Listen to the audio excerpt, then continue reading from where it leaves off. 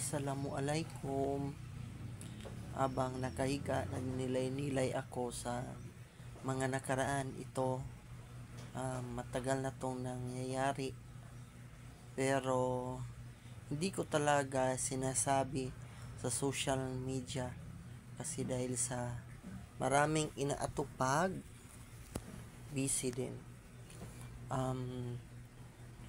For how many years na nanahimik po ako sa nangyari sa aking nanay na namatay.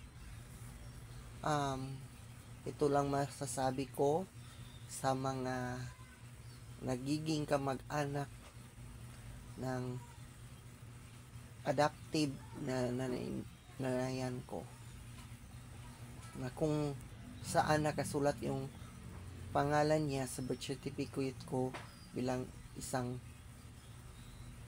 tunay na ina. Ang nanay ko po ay isang magsasaka. Siya po ay isang tindera, masipag, mapagmahal, madasalin na tao.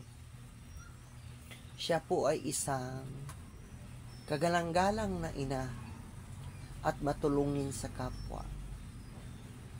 Pero ano ang nangyari? Nung nagkasakit si Itay ng high blood, nahihirapan po kami na magkuha ng pera para panggasto. Siyempre, umaasa na lang kami sa kamag-anak namin. At saka nung time na yon, ako po ay wala pa po sa kamusmusan na magtrabaho. So, ang nangyayari, ang ginagawa ko, ako po ay tumutulong, kumakayo din para magbenta ng mga kakanin na ginagawa ng nanay. Ang pananampalataya ng nanay ay sobra na kada araw yun nagdadasal, kulang sa tulog, sa pag-aruga sa aking kinabubuhayang ama, at nag-aaruga para maitaguyod ang kanyang pamilya.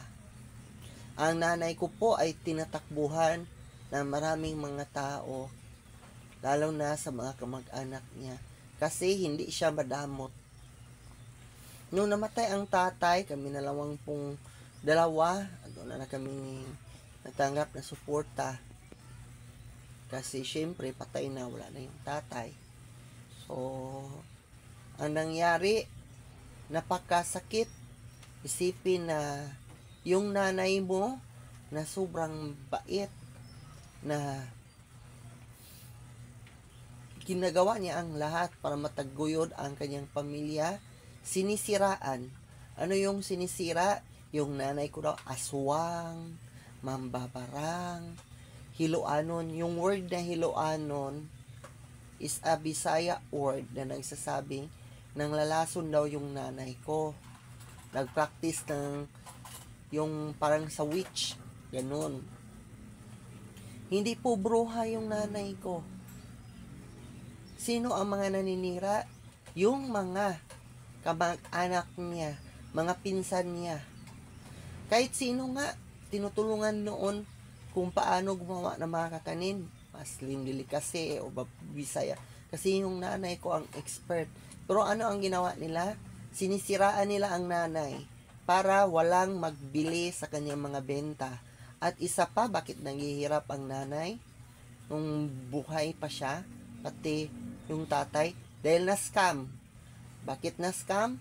Dahil siya yung nag-kumikir sa mga umutang. Hindi lang siya, pati yung mga pinsan niya na-scam din. Sila yung nag-kumikir, tapos lumayas, pumunta sa Saudi, hindi nakabayad. Makapal ang mukha. Kung makarating man sa iyo yung video na to, at makita mo, mahiya ka naman sa mga ginagawa mo sa mga friends mo, sa nanay ko pa talaga at sa mga pinsan niya. Ang kapal ng mukha mo. Kaya yun, nahihirapan. Imbis itaguyod para sa pamilya, nangyayari, ibabayad pa sa utang na hindi sa amin. Hanggang sa dumami at dumami ang utang. Tapos wala nang bumibili ng mga benta ng nanay. Kasi sinisiraan, sinasabi, hiloanon. Dahil nang lalason daw ng tao. Mahiya naman kayo sa sarili ninyo na magsabi na ganyan. Yung nanay ko, buong buhay ko, hindi ko nakita na katulad sa iba dyan na parang mga sigbin, nakatuwad-tuwad sa simbahan dahil merong mga ginagawang kamalian. Yung nanay ko nagtuwad-tuwad sa pagtatrabaho para mataguyod ang aming pamilya nung buhay pa siya. Tapos sinisiraan nyo. Wala kayong mga hiya. Kahit sino kayo. At saka, sino yung hiluanon? Kayo lang man din, mga kamag-anak niya. Muntik nyo na nga akong patayin nung andyan pa ako. Lasunin ninyo ako. Ang kapal ng mga mukha ninyo. Hindi niyo iniisip na kung saan kayo manghiram ng pera, kung walang kahoy o kahit ano, o gutom kayo, andyan yung nanay ko, tumutulong sa inyo. Sinisiraan ninyo. Yan lang yung masasabi ko sa inyo. Namatay naman yung nanay ko. Ni isa, yung nagbisita pa ako dati, na magtulos ng kandila, wala.